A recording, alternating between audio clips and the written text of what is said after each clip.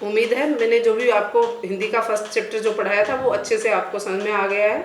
आज मैं आपको हिंदी का सेकंड चैप्टर पढ़ाऊंगी जिसका नाम क्या है, लालच बुरी बला। फर्स्ट चैप्टर था वो प्यारा गीत बहुत अच्छा आपको लगा है क्योंकि काफ़ी बच्चों ने इसे देखा है।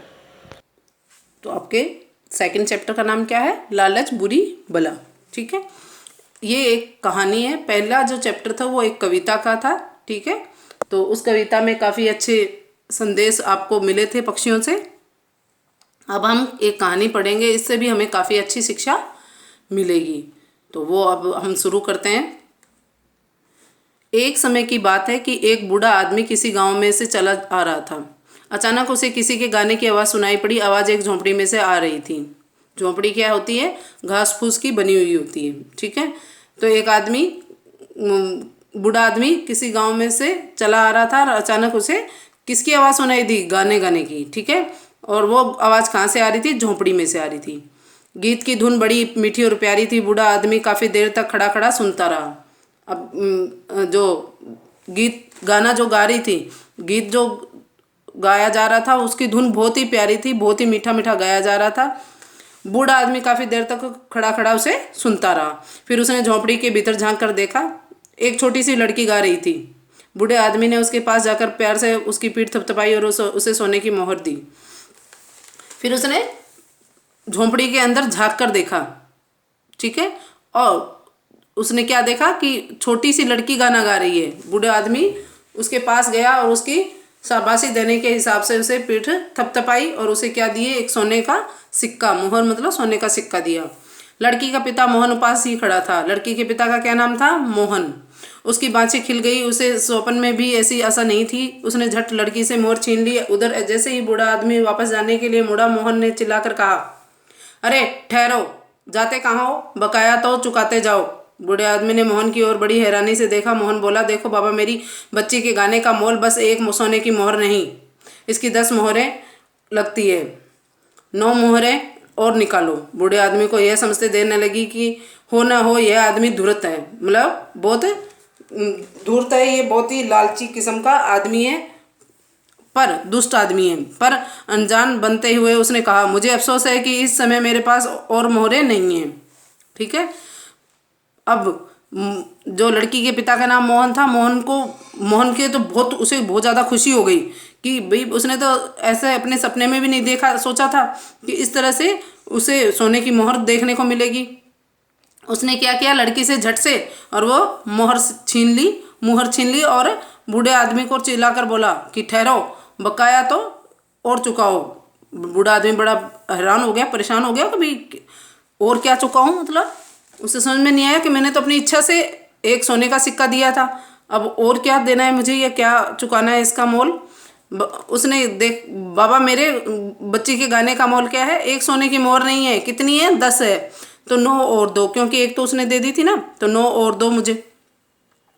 अब बूढ़ा आदमी जो था उसे समझ में आ गया कि ये आदमी दुष्ट आदमी है, और वो फिर भी अनजान बनते हुए बोला कि मुझे अफसोस है कि मेरे पास और मोहर नहीं है, और सोने के सिक्के नहीं है। कोई बात नहीं, मोहरें नहीं है तो अपनी टोपी और सोने की जंजीर देते जाओ, मोहन ने कहा। अब उसने क्या कहा कि आपके पास अगर मोहरें नहीं है तो आप क्या दे जाओ, टोपी और सोने की जंजीर जो आपने पहन रखी है वो मुझे दे जाओ। बूढ़े आदमी ने कहा, हाँ हाँ, टोपी तुम्हारे सिर पर होनी ही चाहिए जिसमें इतना तेज दिमाग है और गले में जंजीर भी। ठीक है, उसने क्या कहा कि तुम जैसे आदमी के पास तो क्या होनी चाहिए, टोपी होनी ही चाहिए कि तुम्हारे पास तो बहुत तेज दिमाग है, और सोने की जंजीर तो होनी ही चाहिए। लेकिन मेरे भाई, टोपी और जंजीर बड़ी घिसी पिटी है। उसने कहा कि टोपी और जंजीर तो बहुत घिसी पिटी है, तुम मेरे साथ, किसके साथ, बूढ़े आदमी के साथ। ठीक है, तो तुम मेरे साथ मेरे घर चलो। ठीक है ना, मैं तुम्हें टकसाल से अभी अभी निकली नई और खरी सोने की 100 मोहरें दूंगा। अब कितनी देना चाह रहा है वो, 100। और टकसाल का मतलब क्या होता है, सिक्का बनाने का कारखाना। ठीक है, तो मैं तुम्हें अपने सिक्के बनाने के कारखाने से अभी नई जो निकली हुई खरी सोने की मोहरें हैं वो दूंगा। कितनी, 100। 100 मोहरें तुम सचमुच कोई भले आदमी हो, मैं तुम्हारे साथ चलने को तैयार हूँ। इतनी दूर है तुम्हारा घर, कितनी दूर है तुम्हारा घर? 1000 कोस हो तो भी मैं 100 मोहरों के लिए वहां तक चल सकता हूँ। मोहन खुशी से पागल हो रहा था। 100 मोहरे? उसे बहुत ही आश्चर्यचकित हुआ मोहन कि 100 मोहरे, मतलब 100 मोहरे दोगे तुम मुझे?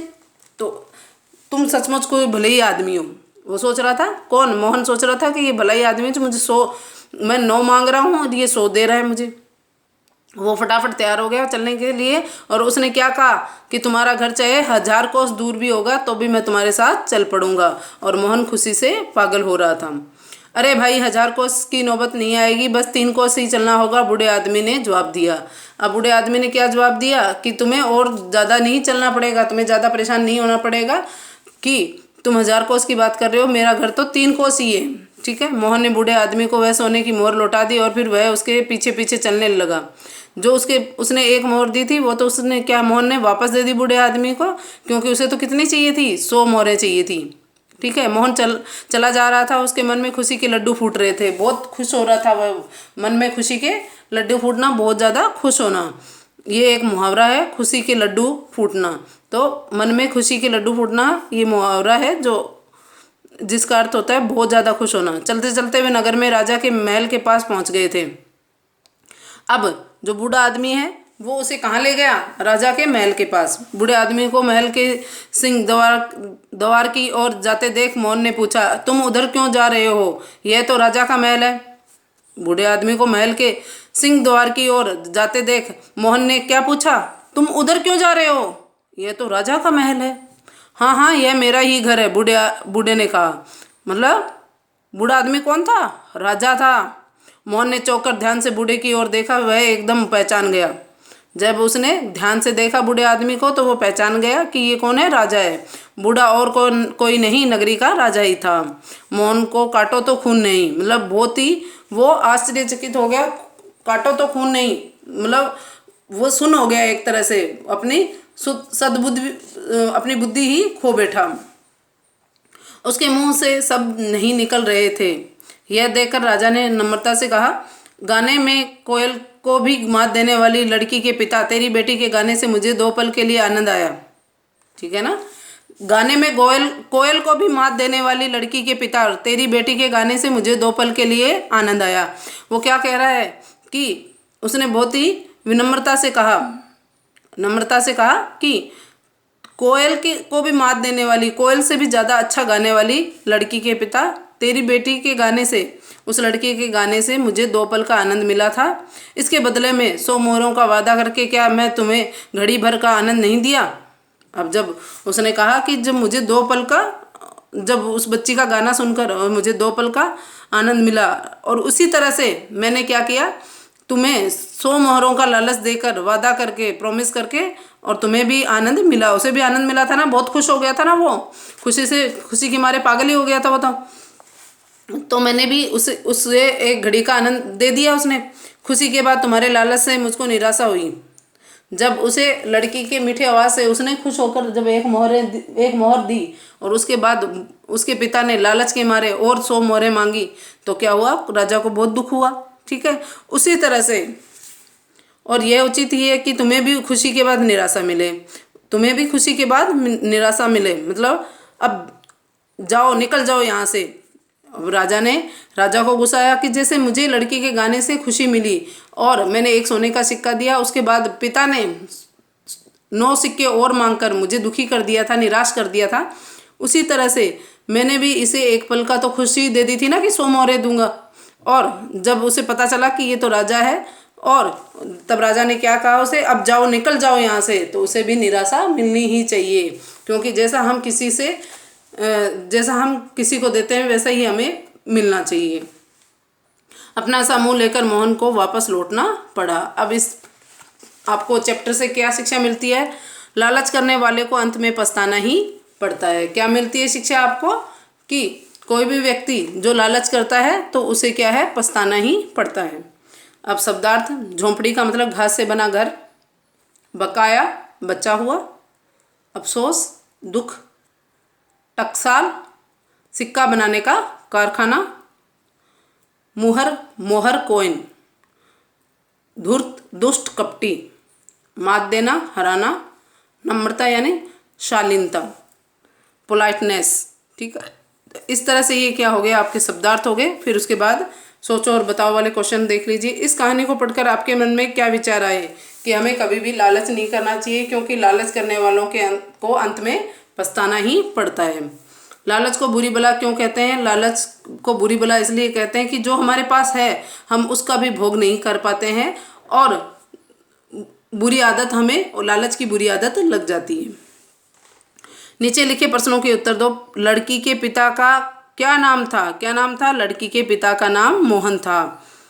बूढ़े आदमी ने लड़की को क्या दिया? बूढ़े आदमी ने लड़की को एक सोने की मोहर दी।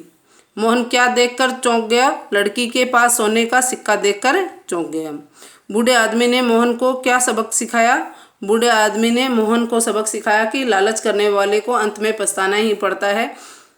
ठीक है ना। इस तरह से ये आपके क्वेश्चन आंसर जो है गए वाले, ये तो मैं आपको क्वेश्चन आंसर लिखकर और इसकी फ़ोटो क्लिक करके मैं भेज दूंगी। ये ओनली आपको गए वाले जो क्वेश्चन है यही ओनली आपको कॉपी में करने हैं, बाकी जो है वो बुक में ही फिल करने हैं। नेक्स्ट देखिए,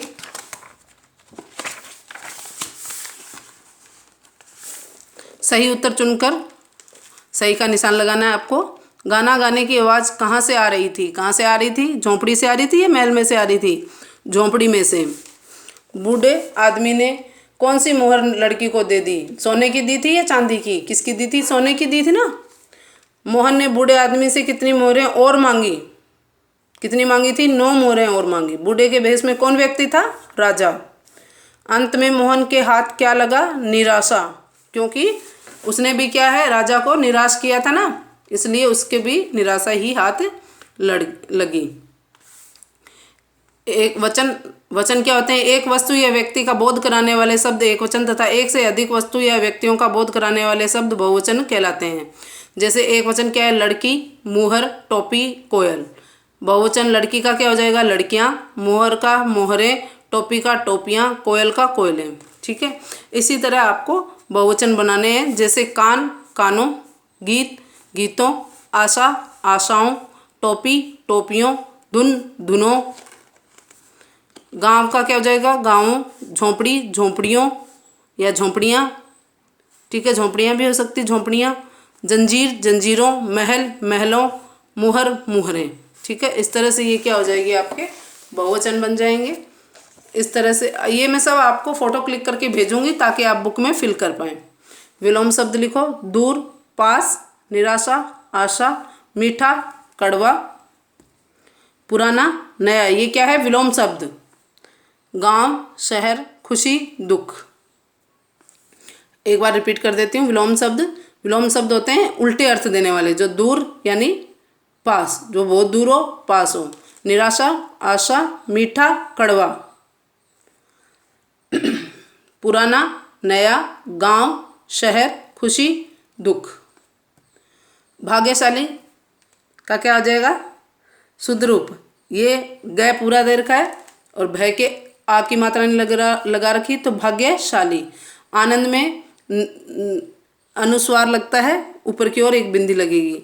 निराशा नहीं होता, निराशा होता है।